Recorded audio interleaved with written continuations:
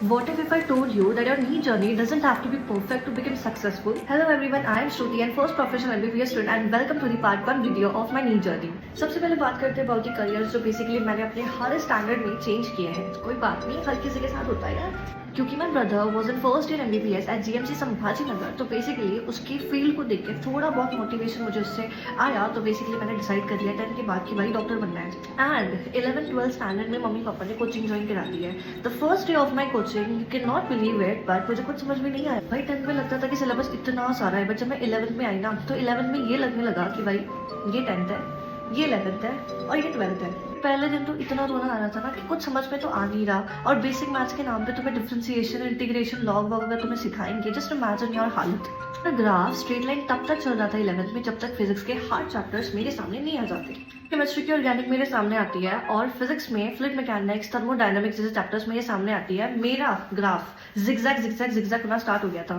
सबसे बड़ी गलती जो मैंने अपने 11th में की थी वो ये थी कि मैं इतने ज़्यादा क्वेश्चंस को बिल्कुल भी हाथ नहीं लगाती थी। मतलब यार जितनी भी क्वेश्चन प्रैक्टिस मैंने करी है ना अपने नीट में, वो मैंने अपने 12th में की है। 12th में मैंने 11th की सॉल्विंग भी की है और मैंने बेसिकली अपनी 12th की सॉल्विंग भी की है। तो सॉल्विंग 11th में मेरा और सॉल्विंग का कोई नाता रिश्ता था ही नहीं, इसलिए मेरा 11th का स्कोर कभी 600 प्लस नहीं गया। इट वॉज रिवॉल्विंग अराउंड 550, 560 ऐसा स्कोर मेरा 11th में था।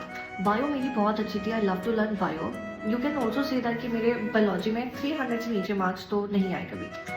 जितनी अच्छी बॉन्डिंग मेरी टीचर्स की अपने 12th स्टैंडर्ड में थी, उतनी अच्छी बॉन्डिंग मेरी 11th में नहीं थी। तो मैं ज़्यादा टीचर से इंटरेक्ट भी नहीं करती थी। जितना भी चेंज आया है वो बेसिकली मेरे 12th स्टैंडर्ड में आया है। I can swear on this thing कि बेसिकली मेरे 11th की जो केमिस्ट्री के जो लास्ट वाले चैप्टर्स थे, हाइड्रोकार्बन, GOC वाले चैप्टर्स, वो मेरे जीरो थे। GOC थोड़ा बहुत मुझे पता था। 12th में एंटर करने के बाद मुझे पूरी डिटेलिंग मिली और उसके बाद में मैंने ये दोनों चैप्टर्स किए थे, क्योंकि मुझे पता ही नहीं था नई रिएक्शंस कैसे करनी है एक्सेट्रा थिंग्स। 11th में मैंने अपने 12th में इन सारी चीज़ों को कैसे हैंडल किया और अपने 12th में 11th और 12th दोनों को कैसे हैंडल किया, अपने स्कोर को मॉक टेस्ट में कैसे इंक्रीज किया।